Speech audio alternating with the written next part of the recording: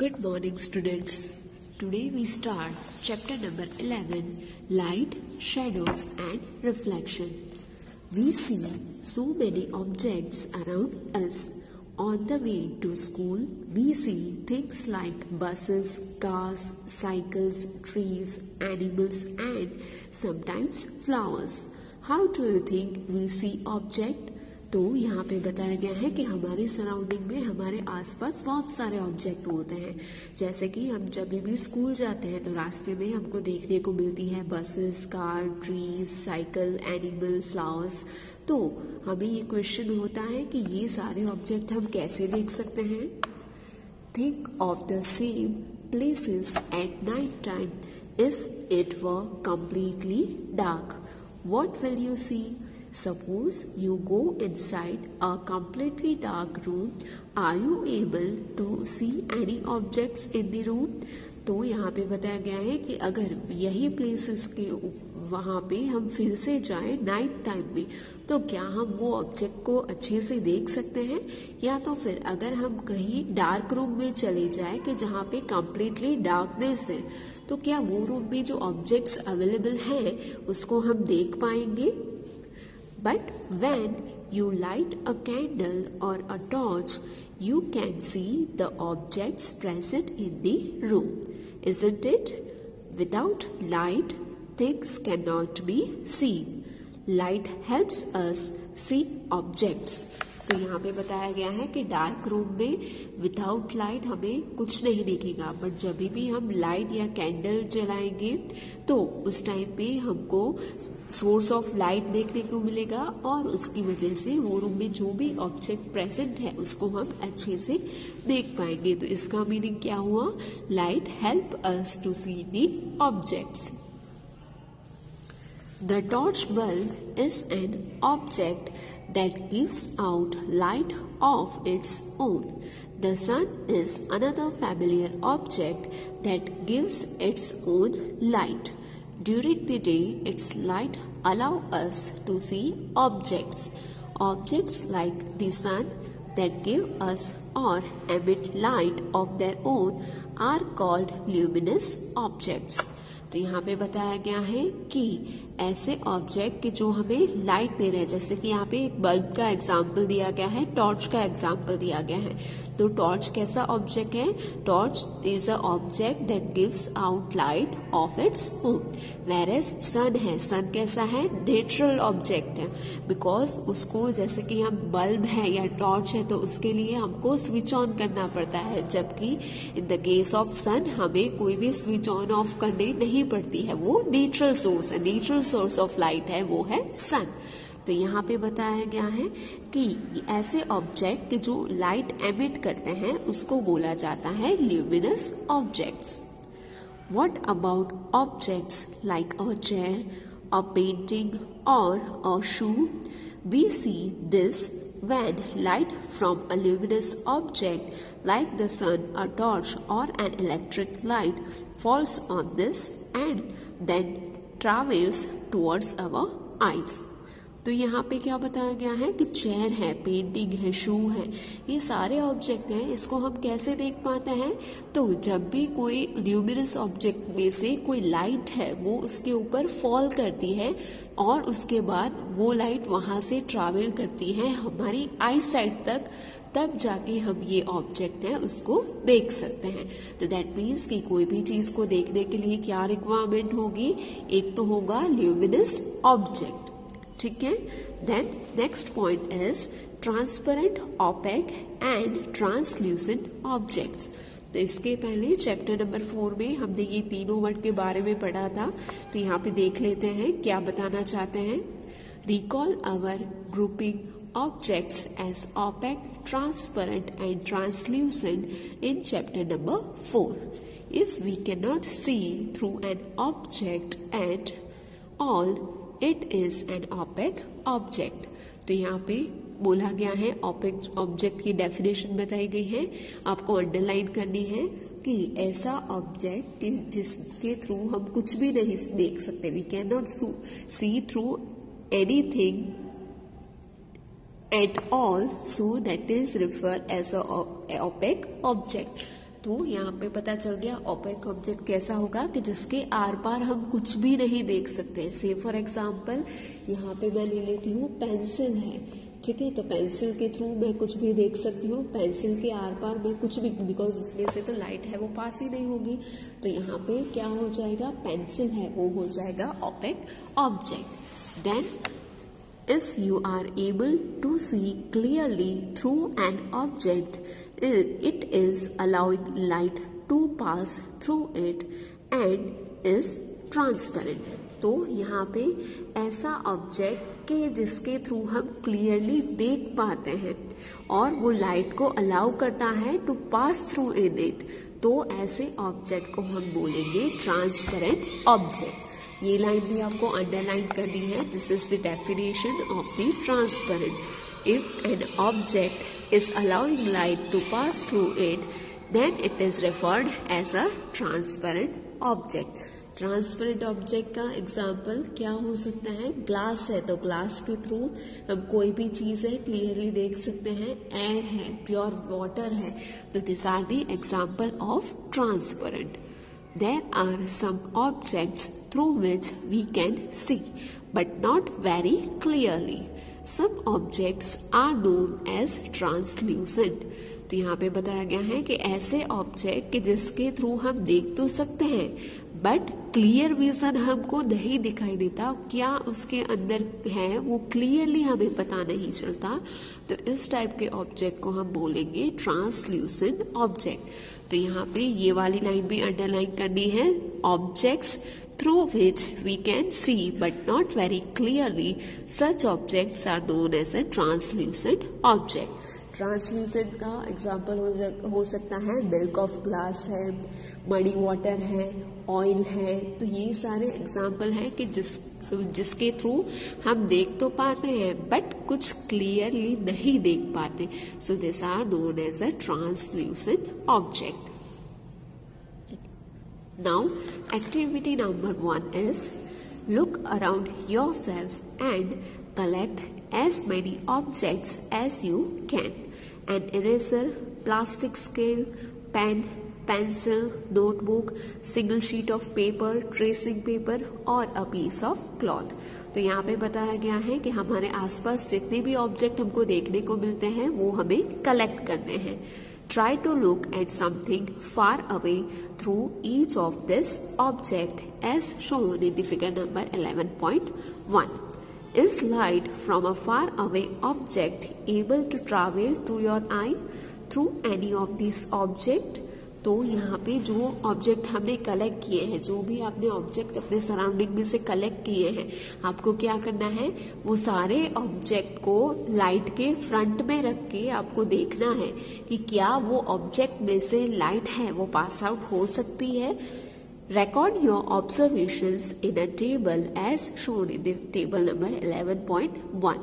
We see that a given object or material could be transparent, translucent or opaque depending on whether it allows light to pass through it completely, partially or not at all. तो यहाँ पे बताया गया है कि जो सारे object हमने कलेक्ट किए हैं उसको हम इस तरीके से रखेंगे, जैसे कि यहाँ पे सपोज वॉल है, यहाँ पे ये वाली वॉल के ऊपर एक ट्यूबलाइट है, तो ट्यूबलाइट के बिल्कुल सामने हम ऐसे ही चीज को रख के हम देखेंगे कि क्या उस चीज में से लाइट है वो पास आउट होती है कि नहीं होती है, और उसके बेसिस पर से हम वो ऑब्जेक्ट है वो किस टाइप का है वो आइडेंटिफाई करेंगे। आइदर वो ओपेक है, ट्रांसपेरेंट है और ट्रांसल्यूसेंट है, और उसके बाद उसका जो ऑब्जर्वेशन है उसको रिकॉर्ड करेंगे here in the table number 11.1। तो यहाँ पे क्या आ जाएगा, आपका ऑब्जेक्ट मटेरियल जैसे कि पेंसिल है, रबर बॉल है, शीट ऑफ राइटिंग पेपर है। तो यहाँ पे view through the object possible, fully, partially और नॉट एट ऑल। तो यहाँ पे पेंसिल में से देखोगे तो आपको कुछ भी दिखाई देगा नहीं, तो यहाँ पे आएगा नॉट पॉसिबल, दैट मीन्स की not at all. Rubber ball में से देखना है और शीट ऑफ राइटिंग पेपर में से देखना है, तो आपको ये एक्टिविटी परफॉर्म करनी है और उसके बेसिस पर से आपके जो ऑब्जर्वेशन है वो ये टेबल में लिखने हैं। और यहाँ पे आपको पता चलेगा कि अगर लाइट फुल्ली पास हो रही है तो वो किस टाइप का ऑब्जेक्ट होगा, ट्रांसपेरेंट। अगर लाइट है वो बिल्कुल पास से आउट ही नहीं हो रही है, दैट मीन्स कि वो कैसा ऑब्जेक्ट होगा, ऑपेक होगा। और अगर लाइट है वो पार्शियली पास आउट हो रही है, दैट मीन्स कि पास आउट तो हो रही है बट हमको क्लियर विजन नहीं मिल रहा है, कुछ धुंधला धुंधला दिख रहा है, तो वो किस टाइप का ऑब्जेक्ट हो जाएगा, translucent object. What exactly are shadows? तो यहाँ पे हमको पूछा गया है शेडोज क्या है, तो इसके लिए activity number 2 is given. Now one by one hold each of the opaque objects in the sunlight slightly above the ground. What do you see on the ground? You know that the dark patch formed by each on the ground is due to its shadow. Sometimes you can identify the object by looking at its shadow. तो यहाँ पे बताया गया है कि अभी तक हमने जो प्रीवियस एक्टिविटी की उसमें जो भी ऑपेक ऑब्जेक्ट होंगे उसको हम क्या करेंगे, 1 by 1 लेंगे और उसको क्या करेंगे, सनलाइट के सामने रखेंगे slightly above the ground.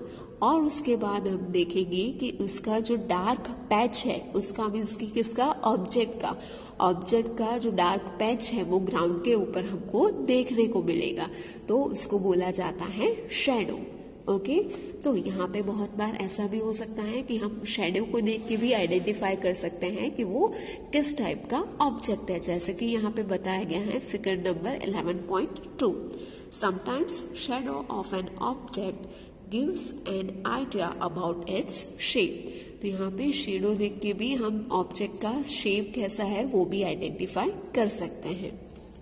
Spread a sheet of paper on the ground, hold a familiar opaque object at some height so that its shadow is formed on the sheet of paper on the ground.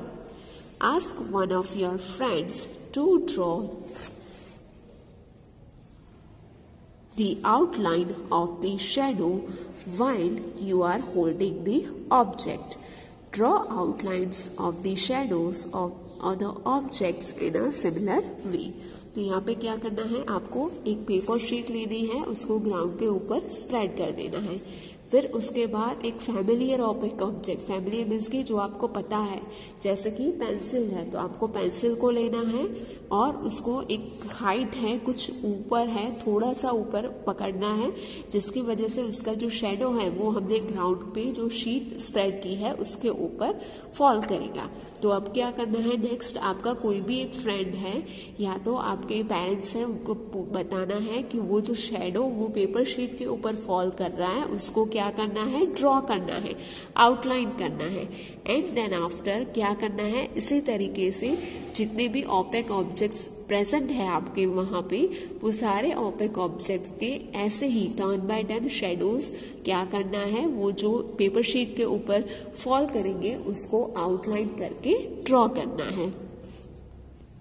Now ask some other friends to identify the objects from these outlines of shadows.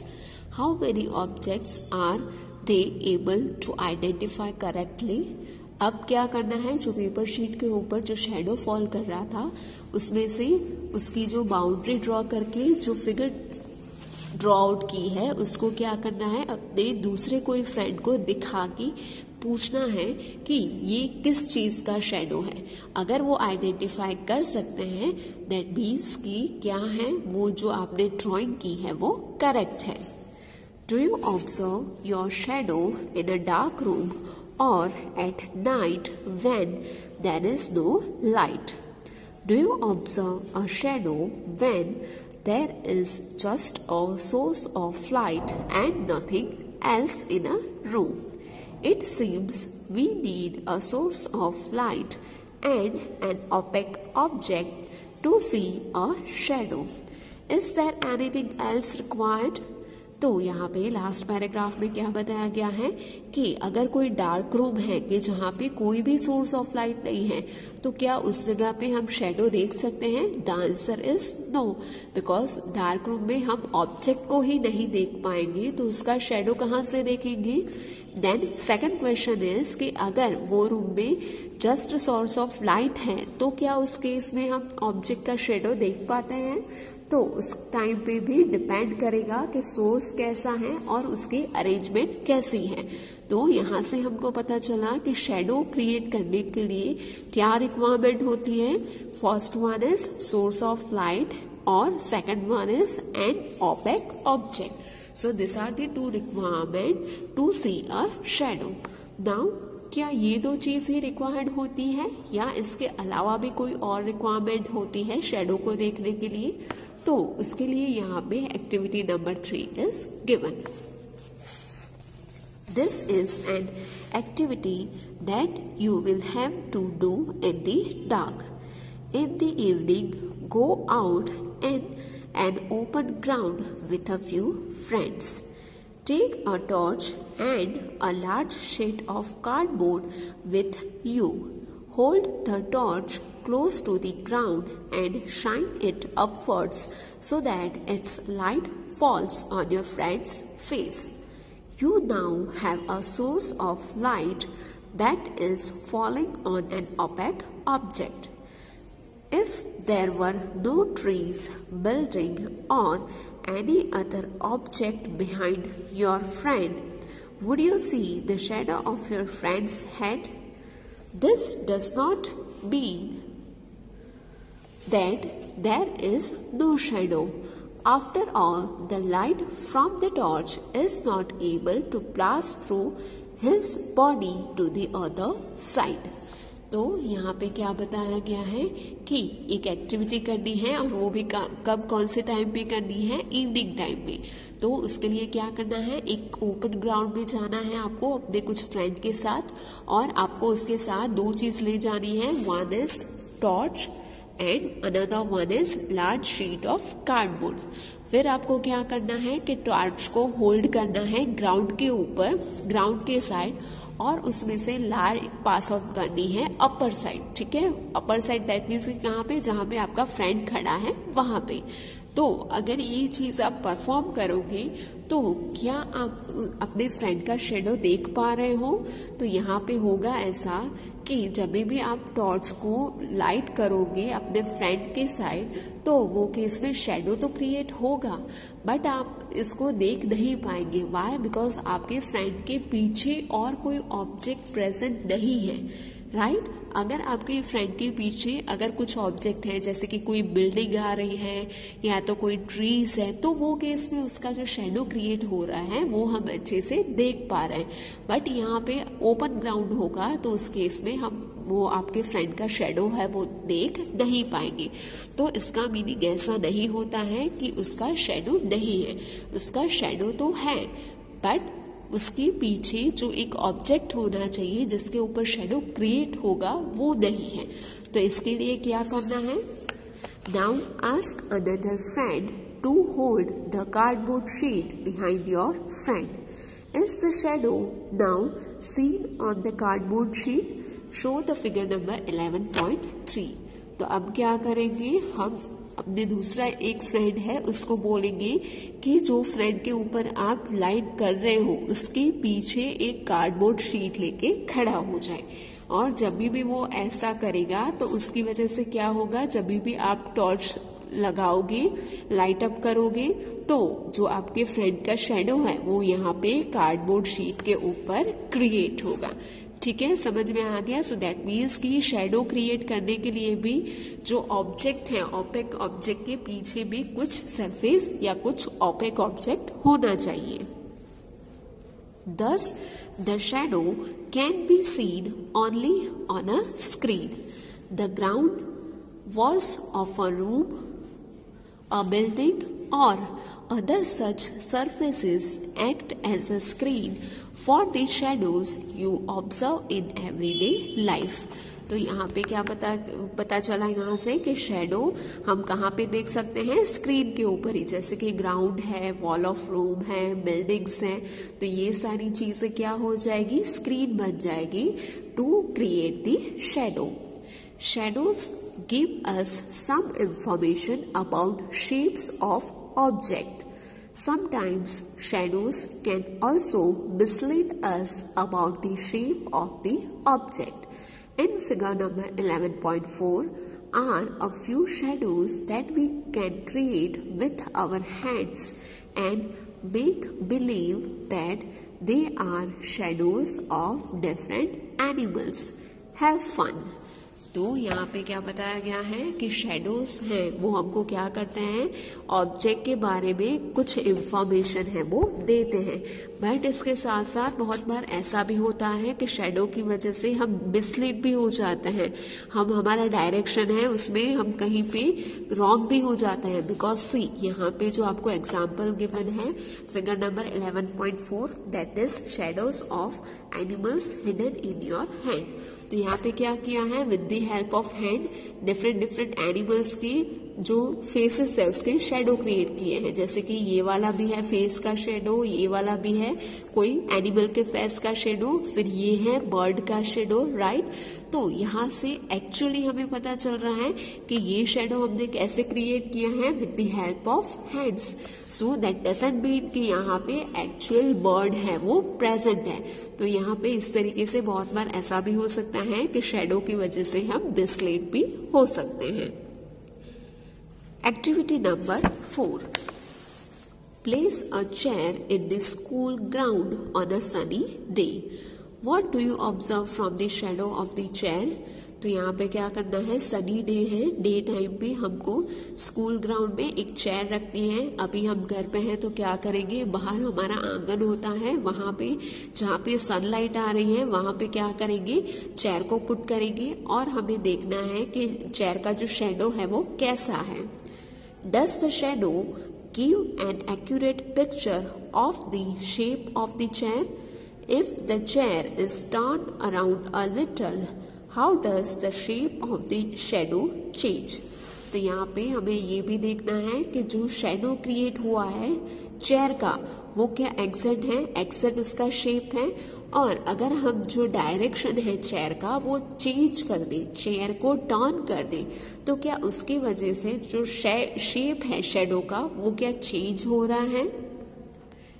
Take a thin notebook and look at its shadow, then take a rectangular box and look at its shadow. Do the two shadows seem to have a similar shape? तो अब हम क्या करेंगे, एक thin notebook लेंगे और एक rectangular box लेंगे और ये दोनों चीज का हम शेडो चेक करेंगे और उसके बाद हमको आइडेंटिफाई करना है कि क्या ये दोनों चीज का शेडो है वो सिमिलर है शेप में।